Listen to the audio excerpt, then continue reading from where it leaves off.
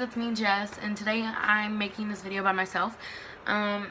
Usually Hannah's with me making videos because it's Hannah and Jess, so I'm just going to give y'all that. It is October, and that means it's something very big to me. My little sister did turn 7 the other day, but we're not caring about that. We're going to be talking about National Bullying Prevention Month. This is something that really hits home to me. It means a lot, and something that hits very dire into my life. So a bully is a person that is very unconscious and a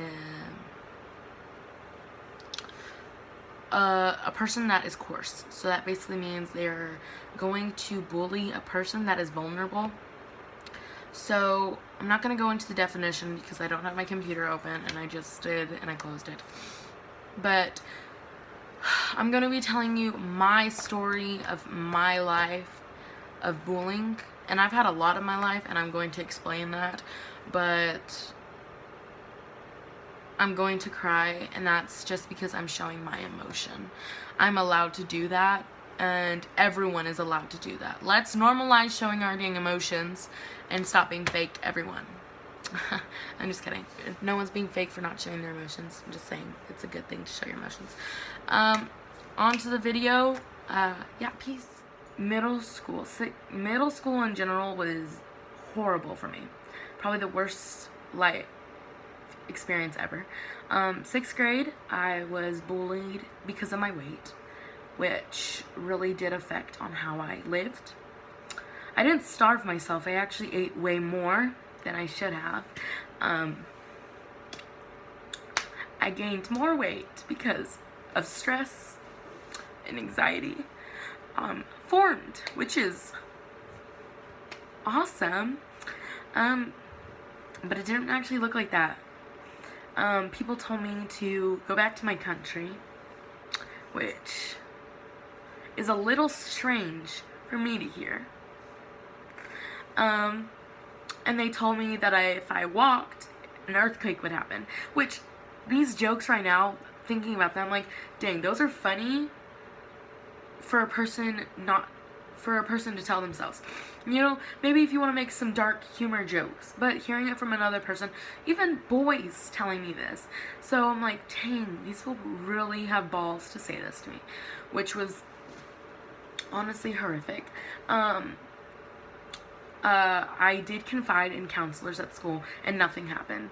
The teacher, well, actually the counselors did more than anything. The teacher was not in a bad position to not say anything, but these boys got away with everything, and the teacher did nothing. The teacher doesn't work there anymore. Thank you, God. I'm so glad no student has to go through that again. The teacher did nothing, just sat there and let them patronize me. 7th grade, I really did get peer pressured into doing things that I was not comfortable with, and that happened to me. And I thank God got out of all of that friend group, and if you're watching this, I'm sorry, but your friend group is just not it. It's not safe, it's not healthy. And then 8th grade. 8th grade was really the hitting spot. It just made me mold into the person that I wanted to become, because I felt like, oh, if I wasn't like this, then I wasn't cool. And because I'm big, but if I do these things, these people will like me. So if I do what they do, if I do these drugs, which, thank the Lord, my family stopped me. They stopped me from going any further in these friend groups. If I do these things, I'll be cool. If I wear my hair weird, and I thought it was weird, I'll be cool. If I straighten my curly hair, I'll be cool. If I wear these tight jeans and these uncomfortable looking shirts, I'll be cool. And that's why I forced myself to believe. Thank God I got into high school and I met a whole bunch of different people, and I really do thank a lot of them. But 9th grade, really, I thought, because I'm in high school, I am cool. Obviously I'm a freshman, and I was a freshman, and I thought everything was going to be fine. No, there was one boy, in fact, that did say a lot of things to me, that I would come home and just go to bed. I would not even do anything because how depressed I was. And I didn't really see it as depressed because I had other things going on in my life. So I really just pushed that away. I really just said no. And this is when the bullying started. So it was maybe 3 months before COVID hit. So that's a lot of time that I just let it pass. So the first month it was my race. Okay, no, race and weight. So my race, telling me to go back to my country. I'm probably a really good swimmer, probably good runner and climber for going over the wall. So these jokes, they're very racist, and they are very horrible things to say to a person that belongs in this country because they were born in this country, that have family that worked hard to be in this country. So yeah, that's awesome. I just scooted my chair down. Thank goodness, because I felt uncomfortable sitting like that. Telling me that I was a beaner, that I would look at me in any weird situation, made me feel uncomfortable about me, my own race, told me that I was going to get deported, that I didn't belong here at all, and that, you know, I got the earthquake jokes again. I got the ground is shaking jokes. I got, you know, I'll probably sit on a chair and it'll break. You know, I got these things, and it just really hit me that people look at me different because I am different. And I'm okay with being different. But I thought it was normal. I was like, ugh, laughing. I would just laugh it off, and I'd be like, okay, that's not funny. And then it was the last week before COVID hit.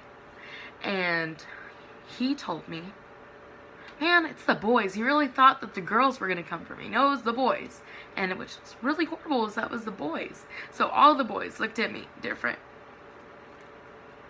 And, man, when you want a boyfriend and they all look at you the same way this one boy is telling you to. He was telling me, I was sitting in front of him, and I'm crying because I'm not weak. I'm showing my emotions because I don't want to cry on YouTube. That's sad, but it was the last week before COVID. We actually got out of school. So he was sitting behind me, and I was sitting in front of him. And I knew that was a horrible decision to sit there. And my best friend, Hannah, was sitting right next to me. And he is yelling in my ear. You know, everyone's just sitting there and staring at me, making me feel so uncomfortable. He's telling me, you know, go back to your country, go back to Mexico. And he's telling me all these things. And, you know, just go over the border. And I'm like, wow.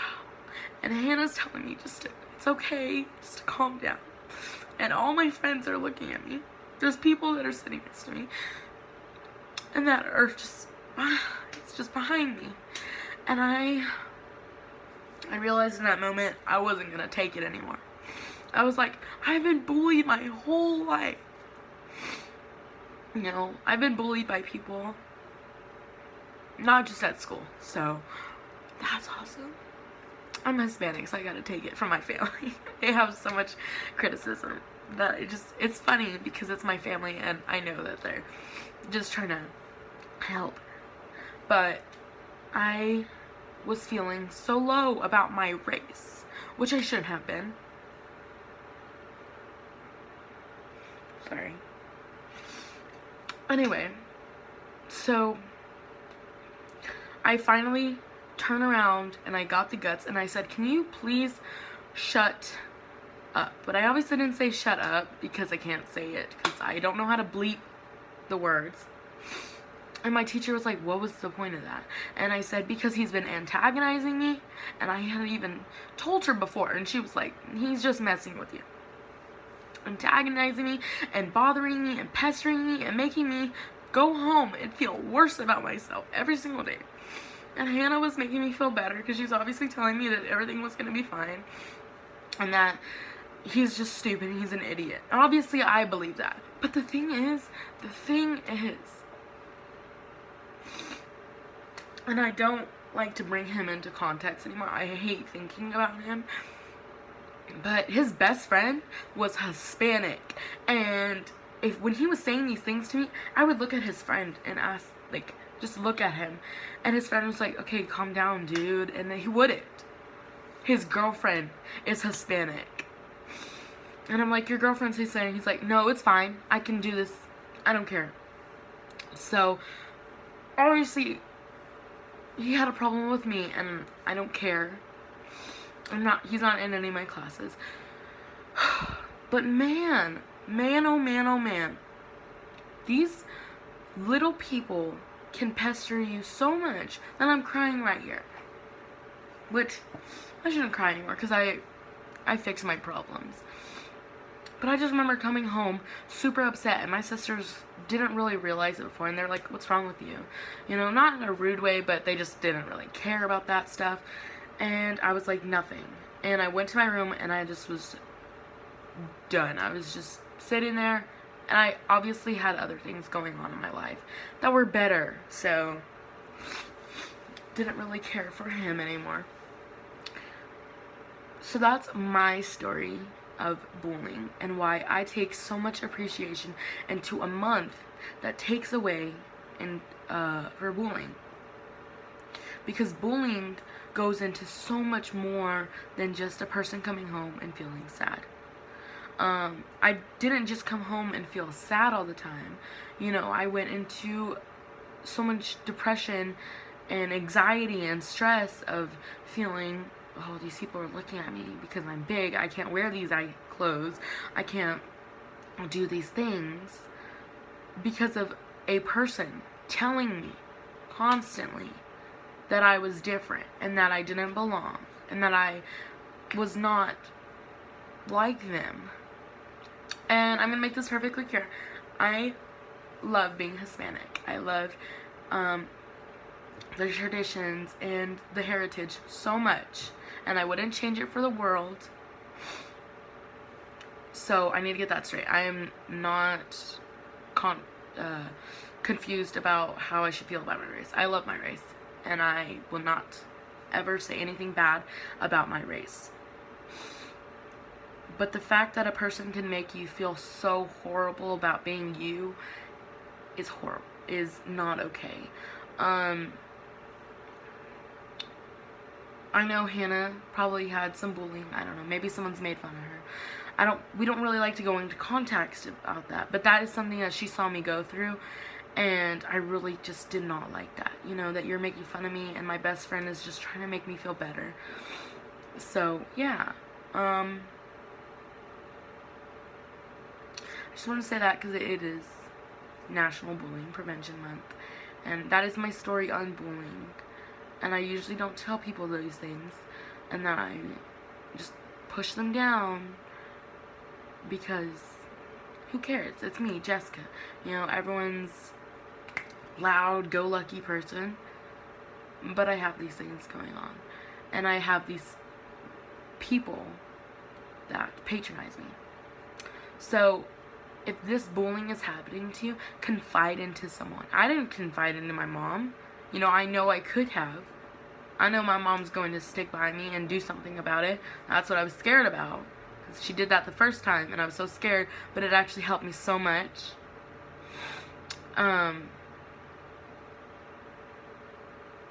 like brain farting right now, but please, this is such an important thing. Confide into someone that you trust. I trust my mom with so much. You know, I tell my mom a lot of things that maybe people are like, ooh, don't feel comfortable telling my mom that. If you can't confide in your parents, maybe you're too scared. Your best friend doesn't always have the answers, but they do know how to make you feel better. If you don't have a best friend, I'm sorry.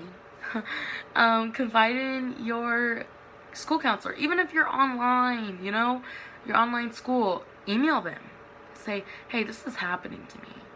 Email your principal. Say, this is happening to me. You know what? They might not care, but they'll take the time out of their day and read that email. I know they are.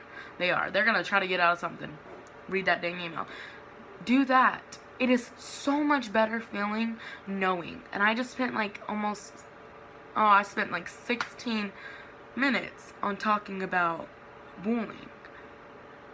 if you've made it this far, I am so thankful.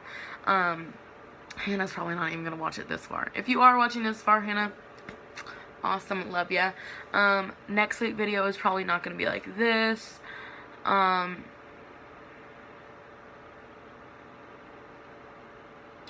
don't know what next week's video is going to be. Maybe me and Hannah making costumes or something.